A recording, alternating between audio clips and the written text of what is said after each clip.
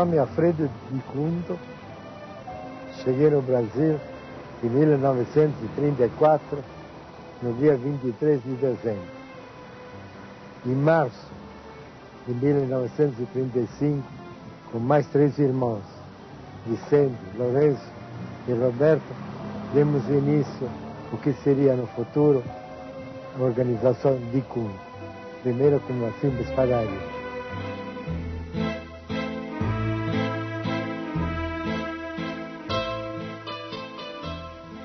Santos não é Montevidéu, e só no desembarque no Brasil é que Donato Di Cunto descobriu isso.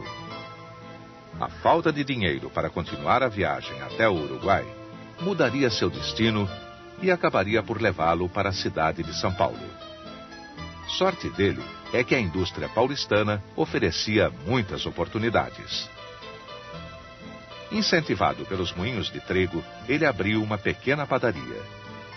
Mas suas mãos de carpinteiro não se adequaram às massas delicadas dos pães, e por isso acabou fechando seu prédio e voltou para a Itália. Levou com ele tanta saudade daqui que iria encantar 4 de seus filhos para sempre, e eles vieram para o Brasil. Vale a pena lembrar que em 1878 a migração de massa italiana não tinha iniciado bem no Brasil. Então a presença do elemento italiano no Brasil era raro. Então meu pai teve dificuldades enormes, era analfabeto também, mas tinha tido uma certa experiência, tinha trabalhado como carpinteiro, né, lá em Castellabbate. Isso lhe deu condição de arranjar um emprego numa construtora cujo titular era Ramos de Azevedo. E mais tarde, lá para 1885, 86, ele se estabeleceu com uma padaria na rua Visconde de Parnaíba, em sociedade com Patrício. Depois que voltou na Itália em 1895 para casar, voltando com a mulher, minha mãe, chamava Rosalia, e ele construiu uma nova padaria na rua Borges Figueiredo, que era na antiga rua Tatuapé. Meu pai voltou em 1900, voltou para a Itália, por problema de família, tinha com os filhos nos estudos, com uma família numerosa que foi aumentando, não teve mais condição de voltar para o Brasil. Morreu em 1932. Em 1934, uma parte dos filhos, Vicente, Lourenço, Roberto e eu, Alfredo, viemos para o Brasil e reabrimos a antiga padaria, sempre na Rua Borges.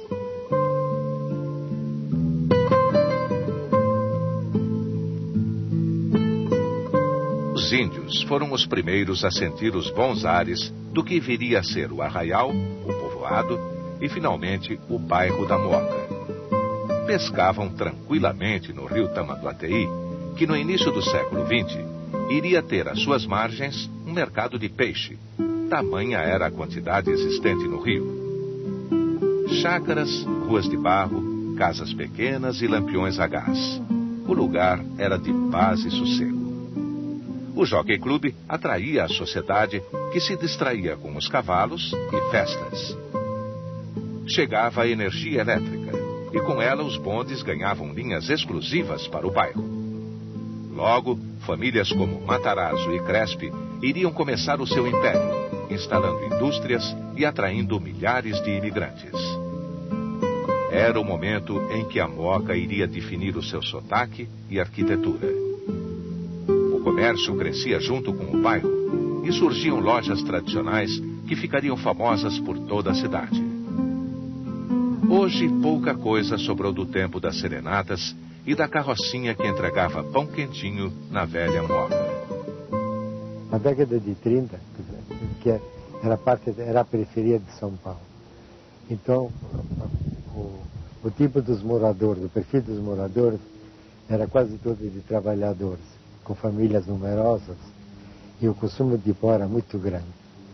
Então as pessoas compravam pão por quilo, compravam quilos de pão.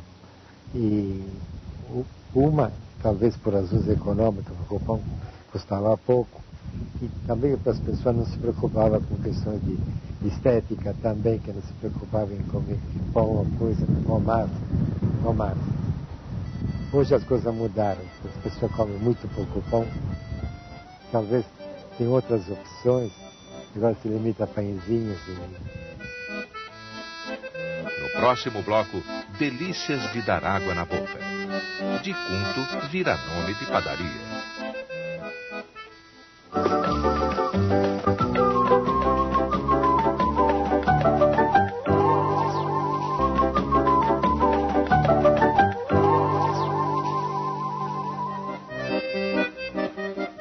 Vicente, Lourenço, Roberto e Alfredo. Os jovens de Cunto inauguraram em 1935 uma das mais tradicionais confeitarias da cidade. O assobradado na Moca era ao mesmo tempo moradia, fábrica e loja. Um pedacinho da Itália, que servia pão quente italiano, francês e até de cerveja. Outras delícias só iriam chegar junto com a geladeira no fim da década de 40, quando começaram a surgir bolos e tortas. Todas as receitas da vovó, que logo ganharam o sabor brasileiro. O bairro se acostumava a ver os fordinhos entregando produtos cada vez mais variados e de boa qualidade. Ouvir o cliente, renovar sempre e nunca dizer não foram as regras que sempre guiaram os 4 irmãos. Hoje, Alfredo de Cunto se lembra do passado com saudade, em meio aos 800 mil doces, 400 mil coxinhas, 200 mil empadas e 175 toneladas de bolo e torta que produz anualmente. Não se faz um padeiro que trabalha com fermento natural de um momento para outro. Às vezes há anos e se dizia já então que o padeiro, enquanto vivia, aprendia, ainda morria burro. A falta de farinha que ocorreu em 1946 principalmente, muitos padeiros, por falta de farinha, não tiveram condições como cultivar o fermento natural e acabaram por perder o fermento natural. Então começaram a usar o fermento de cerveja, que era muito mais prático. E hoje, praticamente, eu acredito que 99% das padarias de São Paulo trabalham com fermento de cerveja.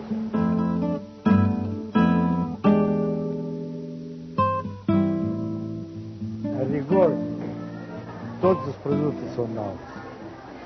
Porque mesmo que existam os nomes de coisa antiga, que nós fazemos há muito tempo, mas existe uma evolução, um aperfeiçoamento de produtos, que a rigor todos eles são novos. Mas se nós vamos falar, por exemplo, de alguns produtos de panetone, por modo de dizer. Então nós fazemos panetone desde 1939. E o panetone é uma coisa que é melhorada todos os anos.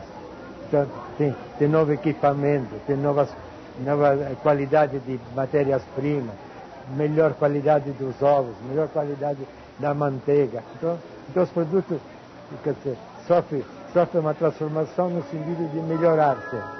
Então, a rigor, todos os produtos são novos.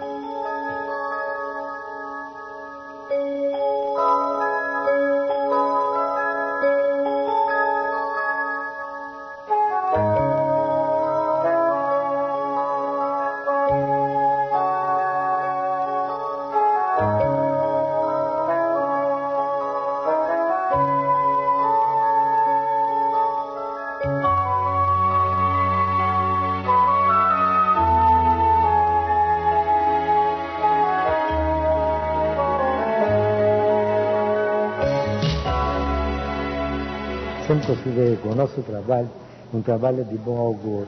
Nós estamos sempre ligados aos bons momentos das pessoas, nos momentos quando de festas e reuniões. Então isso gratifica as pessoas. Faço um pouco de tudo. Estou presente geralmente onde se faz necessário. Porque nós fazemos uma infinidade de produtos E quase todos os produtos passaram pela minha mão. Se você vai analisar o momento atual, parece que o momento é inadequado, é impróprio. Mas acho que todas as épocas parecem impróprias. Tudo depende de iniciativa e de persistência nas coisas. Então, em 1935 também era mais difícil. Em 1940 era uma época difícil, de certas atividades. Então, o início de todas as atividades é difícil. A pessoa precisa que acredite no futuro, acredite no que faz. Obra de um artista. Cada desenho, cada enfeite é delicadamente construído. Mãos hábeis que pintam e bordam com glacês coloridos e enfeitados. Produtos que encantam adultos e crianças há mais de 60 anos. Será que ela pegou o maior? Será que é o mais gostoso? Para Alfredo de Cunto, as respostas estão na loja sempre cheia. É o resultado de muito trabalho, sempre com a mesma qualidade.